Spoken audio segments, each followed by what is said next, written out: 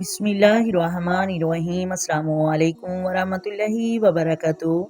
محترم ناظرین، جو چاہتا ہے میرے بچے پر کبھی پریشانی اور دکھ نہ آئے تو یہ کام لازمی کریں۔ نبی کریم صلی اللہ علیہ وآلہ وسلم کسی کو روتا دیکھ کر رو پڑتے تھے۔ حدیث میں ہے کہ میرے رسول پاک نے ارشاد فرمایا، جب صبح دن چڑھتا ہے تو دن اعلان کرتا ہے، کہتا ہے کہ میں آج آیا ہوں، آج کے بعد نہیں آؤں گا، کچھ کرنا ہے تو کر لو، یہ قیامت تک دوبارہ واپس نہیں آؤں گا۔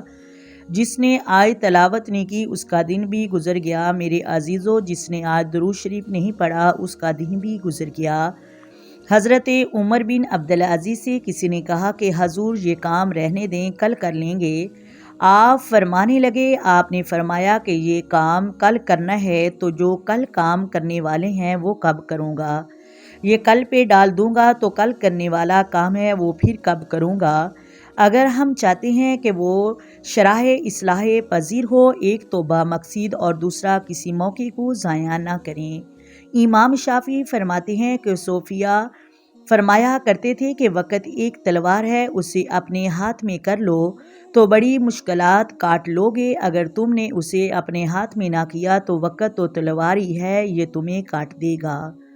جوان خصوصی یہ ٹائم پاس نکال دیں، یہ رواج بن گیا ہے آج کل شغل میلے کا۔ ہم غلام ہیں اولیاء کے، ہم صوفیہ کلام کو نظریات سمجھتے ہیں، ہم ان کو نظریات کو قرآن و سنت کی ترجمانی سمجھتے ہیں۔ 20 لوگ اکٹھے ہو کے کسی گلی سے گزر رہے ہوں تو کہیں ہم جمعہ پڑھنے کے لیے جا رہے ہیں، لیکن ٹھنڈے علاقے میں اگر سیر کرنے جانا ہو تو 20 کی بجائے بس بھر جاتی ہے۔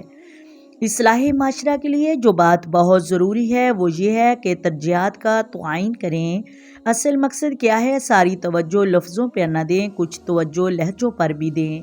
ہمارے لہجے بہت سخت ہو گئے ہیں، لہجے نرمی والا رکھیں۔ حضرت لقمان نے اپنے بیٹے کو ایک نصیحت کی، کہا بیٹا لوگوں سے رخسار ٹیڑھا کر کے بات نہ کرنا، لوگوں سے ترش روئی سے بات نہ کرنا، تھوڑی دیر اگر کہیں ٹھہرنا پڑ جائے تو مزاج دیکھیں لوگوں کا، آپ کسی کے بارے میں سوال کریں پھر دیکھیں رویہ، آپ کسی کے سسرال کے بارے میں جو پوچھیں تو پھر دیکھیں کیسے تبصرے ہوتے ہیں۔ ہمارے لہجوں میں تبدیلی کی ضرورت ہے۔ اپنی اولاد سے خوش اخلاقی سے پیش آئیں، اللہ اتنا کشادہ رزق دے گا کیونکہ آپ کی اولاد جو آپ سے سیکھے گی وہی کل آپ کے پاس لوٹ کر آئے گا۔